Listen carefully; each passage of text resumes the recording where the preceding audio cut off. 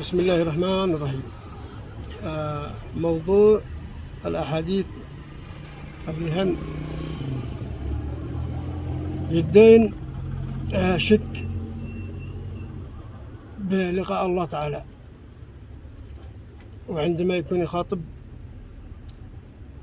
الله تعالى الرسل هم يدوا على أنه محمد بس، أنه خاطب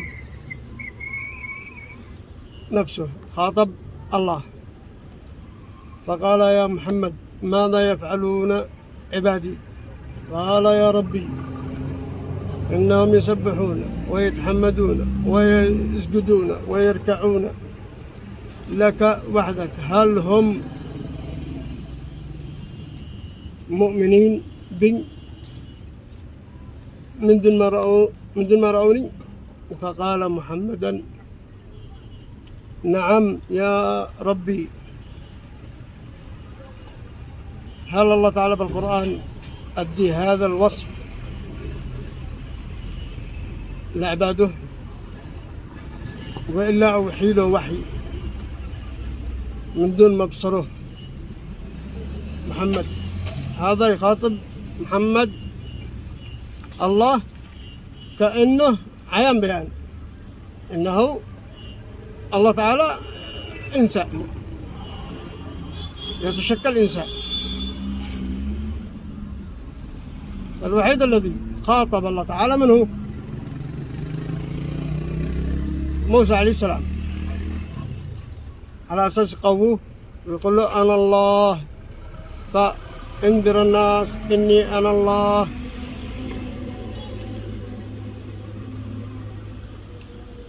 أنا ربك الأعلى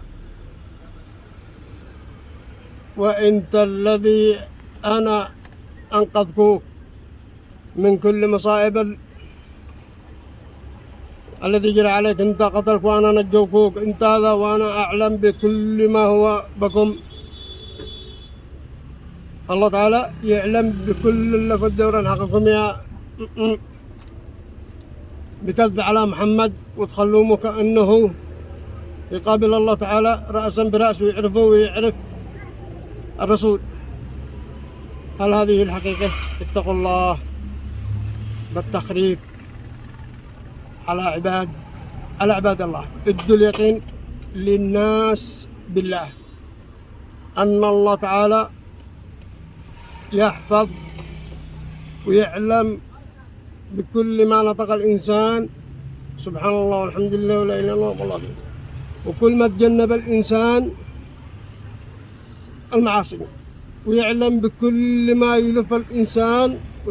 انتوا ذهن في هذا حقكم الكلام اللي تدموه وتخلوا إن محمد يعلم وإن خاطب الله تعالى كذبكم موسى عليه السلام، وإن محمد شارع عليكم بالصلاة والزكاة كذبكم إبراهيم عليه السلام.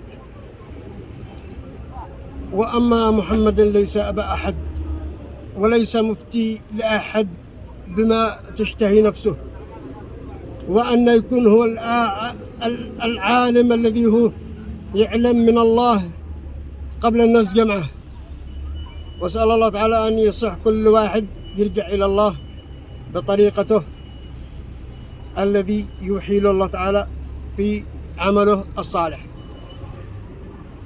الصلاة، الزكاة، الواجبات بما يأمر الله، وتيقن بالقرآن، وعندما تقرأ القرآن هو الذي يرشدك، هو الذي يرشدك وتعمل الشيء بحقه. الأعمال الخيرية لأهله المحتاجين، والتجنب عن كل ما أنت تريد الشر لهم، فاحمى نفسك بصدقك وأمانتك وإخلاصك ووفائك